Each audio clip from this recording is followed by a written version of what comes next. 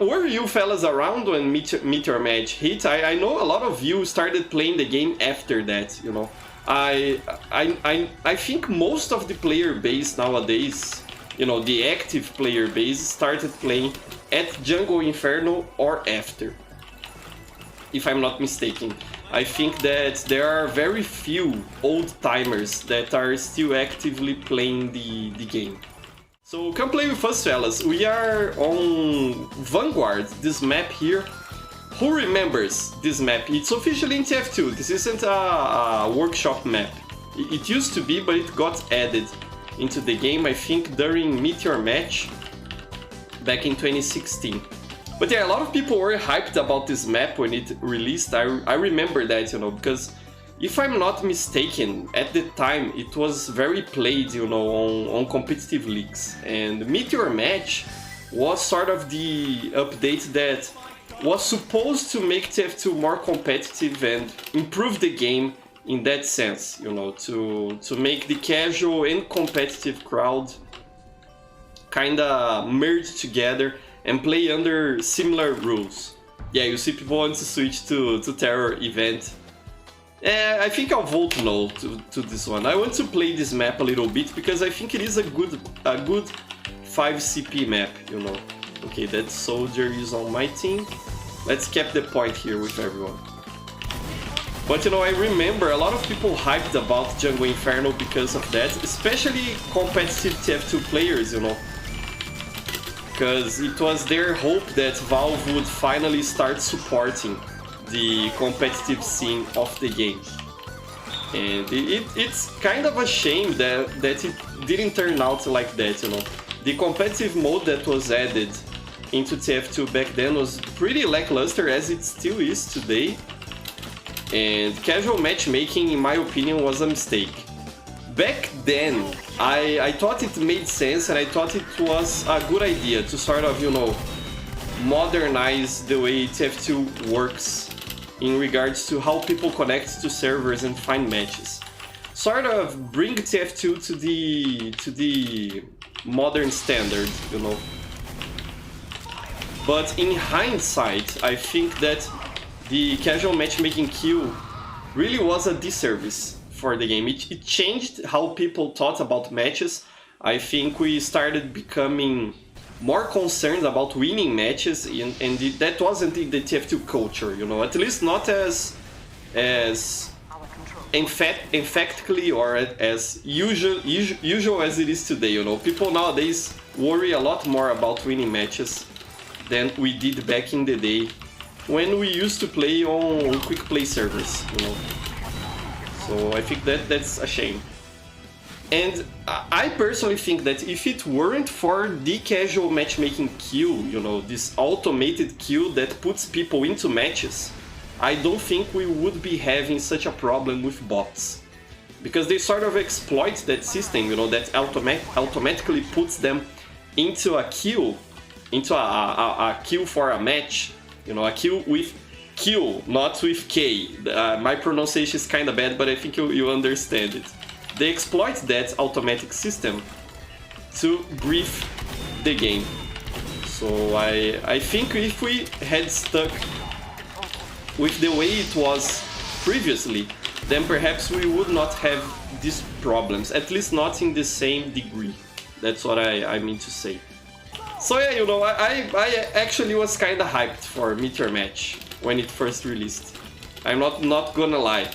But at least we got to keep, you know, these maps. The other one that got into the update, I think it was Metalworks, which is also an excellent 5 CP map. Perhaps we'll even play there afterwards. What do you think, fellas? I think it would be nice to go there. These Meteor Match maps aren't very played nowadays for whatever reason. I don't really know why. I think it's because the update left a sour taste in people's mouths, and perhaps, you know, they kinda associate that bad feeling that the update left with these maps. I'll try to pass a vote for Metalworks after this one. I think it will be an interesting map to play on, since we are talking about, you know, the impact of Meteor Match on the game. And it's very sad, you know, because I think like Valve was very into that update, you know. It seemed like they were really trying to make it work. It just didn't work out as they wished. Here, CP Metalworks. Let's see if you fellas want to play on it.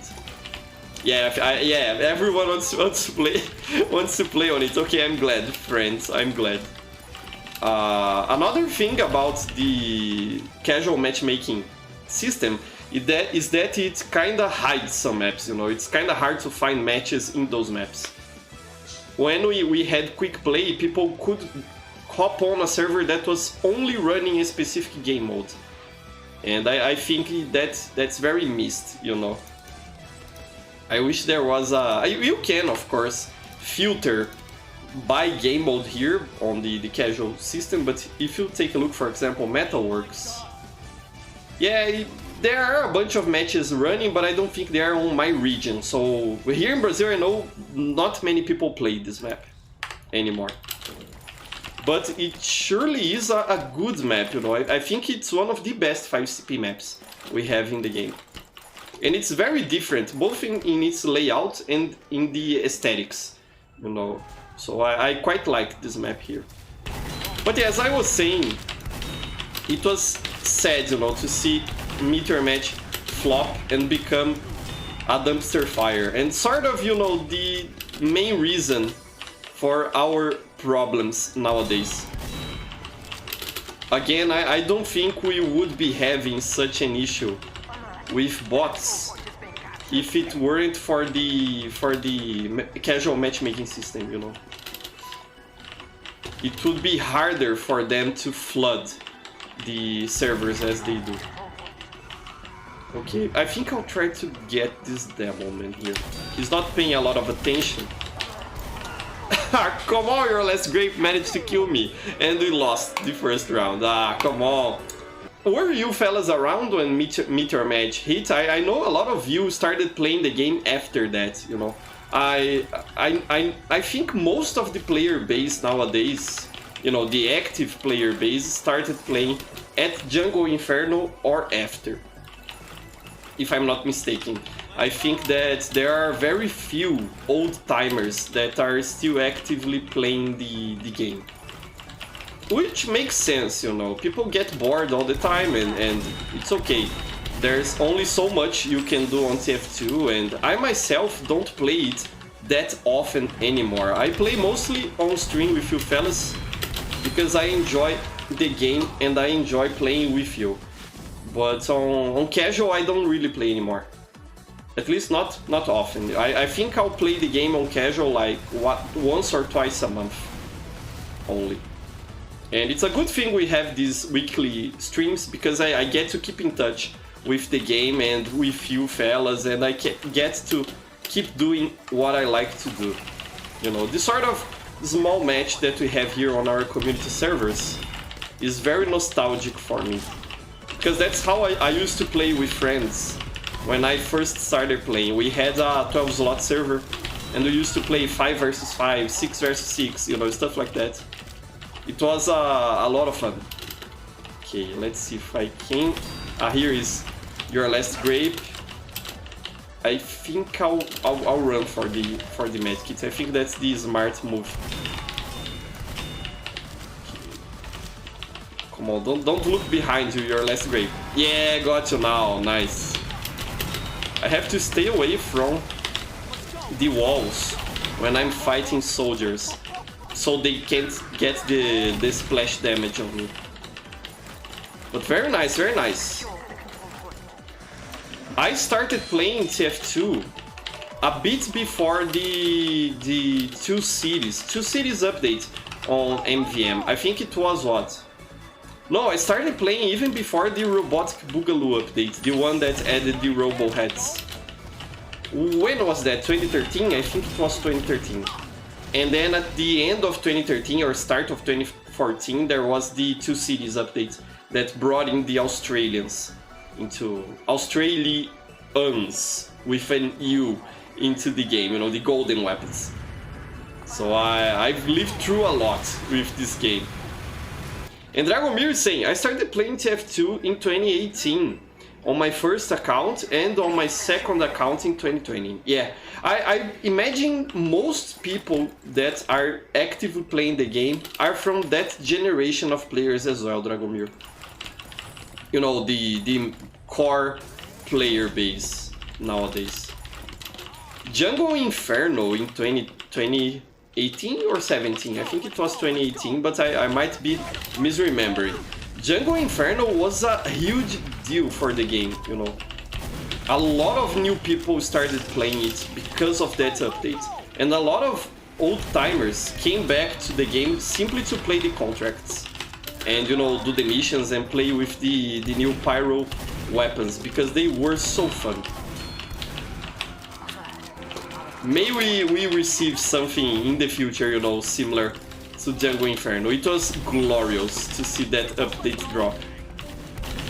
And, you know, the best part of it was knowing that Valve was working on something for like 2 or 3 years. I missed the cleaver there. And then seeing it release, you know. Because there was a lot of hype and rumor around Jungle Inferno. We knew that Valve was working on a Jungle themed update because they announced it. We are working on the official blog. And they even said that people should start contributing Jungle themed stuff to the workshop because of that. So we were expecting that update. And it was very nice to I'm sorry, to see it drop. I think nowadays, if you know, Valve suddenly released an update out of the blue, you know, out of nowhere, it would be amazing, it would be great to see something new for TF2, but I don't think it would have the same impact, you know, as the wait for Jungle Inferno had. We were very hopeful back then, and nowadays I think that most players are kinda jaded. I know that I am, and I have a lot of friends who are also a bit jaded, you know, in regards to Valve working on TF2. Let's take a look at this scattergun from DaVinci. Pretty cool scattergun, DaVinci. Pretty cool. I have mine here that a subscriber gifted to me. A cold, unusual, but yours with isotope is also pretty nice. Pretty cool. You have good taste in your war paints, DaVinci, for sure. Okay, let's try. Oh, my nice, managed to get the medic there. And I'm trying to make them think I'm going wait. And I missed when I'm actually going another way, but it didn't work out for me. Yeah, it's okay.